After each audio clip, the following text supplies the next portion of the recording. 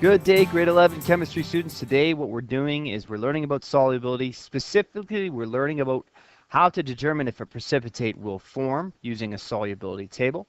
And we're going to use that information to determine how to make a net ionic equation. We're also going to make a total ionic equation and a net ionic equation. That's our learning goal for today. So when we say soluble, we mean dissolve. What makes an ionic compound soluble? Why are some soluble and some are insoluble? We're going to look at the solubility table to determine which ones are soluble, which ones are insoluble. But why are some soluble and some are insoluble? Well, to be soluble, the attraction is greater between the solute and the solvent than between the solute ions. Let me explain. So here we have an ionic compound. It's a positive and a negative anion. So positive cation, negative anion. Now the attraction is greater between the solute and the solvent. Now here's our solvent, which is water. And we have a dipole, which means we have a partially negative and a partially positive attraction. So this attraction right here between these ions, when it is weaker than the attraction between the water, the ion will separate and will be dissolved. It will break away from the anion and it will dissolve in solution.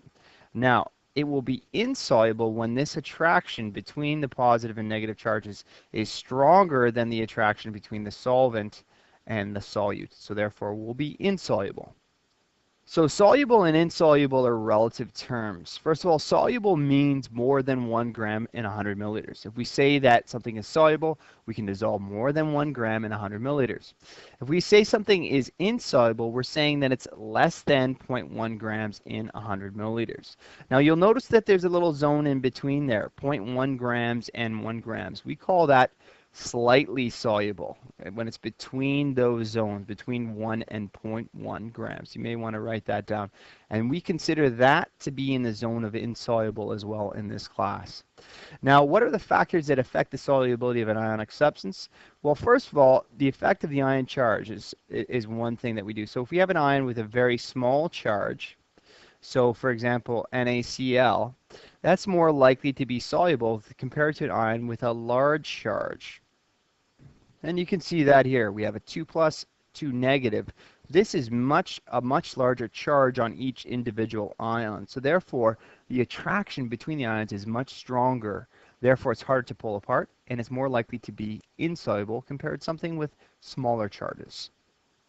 So next what we will say is that ions with small size are actually less likely to be soluble. And the reasoning is behind this is that the positive and the negative charges are closer together. So if we look at an atom with a positive and a negative charge here, remember that the protons are in the middle of the atom while the electrons are on the outside. So this has a relatively small distance between the protons of one ion and the electrons of another. So ions with a larger size are more likely to be soluble. And the reasoning for this is, again, the protons are in the center of the atom, so therefore the electrons are farther away from the protons. And if it has both have a positive 1 and a negative 1 charge, that greater distance means it's easier to pull them apart. Think about holding two magnets farther apart and then closer together. Obviously, when the magnets are closer together, they're harder to pull apart, so therefore they're going to be less soluble. And if they're farther apart, they're easier to pull apart, so therefore it's going to be more soluble. Now to do this next part, you need your periodic table. So take your periodic table out and flip to the back page. Okay, so we're going to look at the back of your periodic table to determine if this is going to be soluble or insoluble using the solubility rules on the back of your periodic table. Now what you have to first understand that these are made up of ions.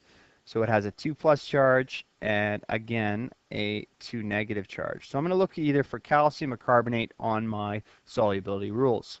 So we look on the solubility rules, and these are all the aqueous compounds, all the ones that are going to be able to dissolve in water, and these ones are going to be all the solid ones. Now we look for carbonate, and it says carbonate is insoluble or solid, except when it's with NH4 plus or group 1A ion. So this is, calcium was the other thing that this was bonded with. So calcium is a group 2 ion, so this rule does not apply, so therefore it's solid according to rule number 2. So we say it is insoluble according to rule number 2, and it is solid. Now, next what I'd like you to do is quickly go through these guys and determine if you can tell me if they are soluble or insoluble according to the rules that we have. So pause the video, take a moment, and see if you can determine if it's soluble or insoluble. You can ask me in class if you get a different answer than what I got. So based on these rules, this is what I got. And again, we'll practice some more of these in class tomorrow. Okay, to write a net ionic equation, what we have to do is we always get we normally get two reactants, okay? We need to turn these into a balanced chemical equation. So these are my reactants. Now, we know that always reactants, whenever we do net ionic and total ionic, we always have two aqueous solutions, which means they're dissolved in water. So if we looked at these solutions, they'd look clear to us. Now what we have to do is predict the products. Now, to do this, you have to know the ion charge on each one of these ions. Now, to know this, you are definitely, because positive things like negative things are good girls like bad boys, we know that this sodium positive is going to like this NO3 negative. And similarly, this Ag plus and C is going to like this Cl negative. Now, we always write the positive ones first, so this is our product. Now, it doesn't matter what order you put them in. You can put AgCl second and NaNO3 first. But now we have to look at the solubility rules to determine if we are going to form a solid. Now, you can only do this net ionic equation if you form a solid or a precipitate. So let's take a look at our solubility rules and see if we can determine which one forms a precipitate. The first chemical that I had was NaNO3. And Na is a group 1A ion. And NO3 is also on that first rule, and it says it's soluble. So NaNO3 is going to be soluble or aqueous, which means it will dissolve in water. Now, the other chemical that we had was AgCl. Now, we look for, again, Ag or Cl. So I'm going to look at Cl. I find it. It also looks like it's going to be aqueous because it's in the soluble section. Except it's aqueous except when it is with these compounds here. So it is with Ag means that it's no longer going to be aqueous. It's an exception to the rule, so therefore it's going to be insoluble or solid. So you can see here that I've added the states, aqueous, aqueous, solid, aqueous. And now what we want to do is just erase the charges because we don't have those at the end. We take a look, this is balanced as well, and that's it. So our next step is we want to write what we call a total ionic equation. And the total ionic equation means you separate all the aqueous ones into their ions. Let me show you what I mean. So because these all have a coefficient of 1, 1, 1, and 1, the amount of ions that we're going to have is really easy. If we had a 2 here, that would mean that I have 2 sodiums and 2 chlorides. Because I have a 1, we just have to break up all the aqueous ones into their ions. So Na plus is one ion, aqueous, and Cl negative is my other ion, which is also aqueous. So any ones that are aqueous, remember they're soluble, which means they're not actually even together. Now we break apart our next two ions, which is Ag plus aqueous and NO3 negative aqueous. Now remember, we can only separate the solid one, or sorry, the aqueous ones. We cannot separate the solid ones because they are actually not dissolved. So we just leave it like this, solid plus our aqueous one, which we split apart, Na aqueous plus NO3 negative aqueous. Our last step that we want to do is we want to determine what is the net ionic equation. And the net ionic equation shows you what really happened, what formed the solid. So the net ionic only shows the ones that form the solid. And if we take a look, our solid is AgCl, so therefore we will just have Ag aqueous plus Cl negative aqueous, and we have AgCl solid. So you may ask, well, what happened to this Na? And what happened to this NO3? Well, the answer is if we circle them on both sides, we see that they haven't changed. I have started with an Na plus aqueous arrow, so it turned into a product. It's still exactly the same.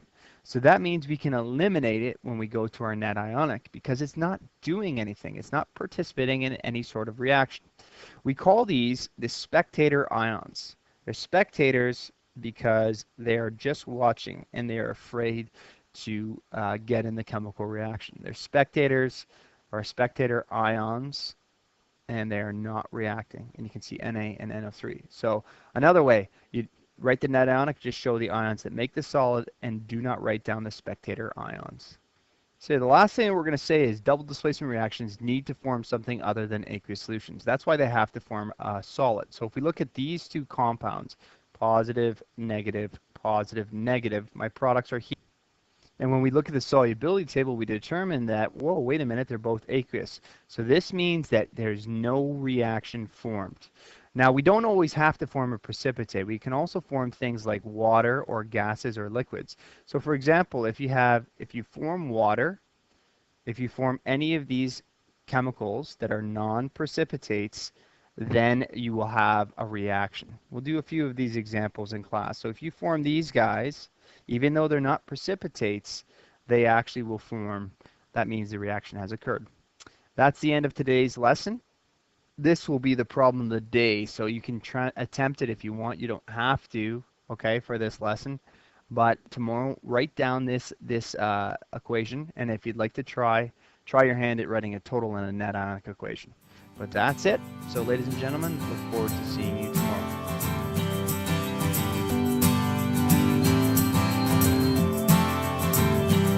Oh, when the sunshine beckons to ya and your wings begin to unfold, I thought you bringing the songs you sing are gonna keep me from the cold. And if the soul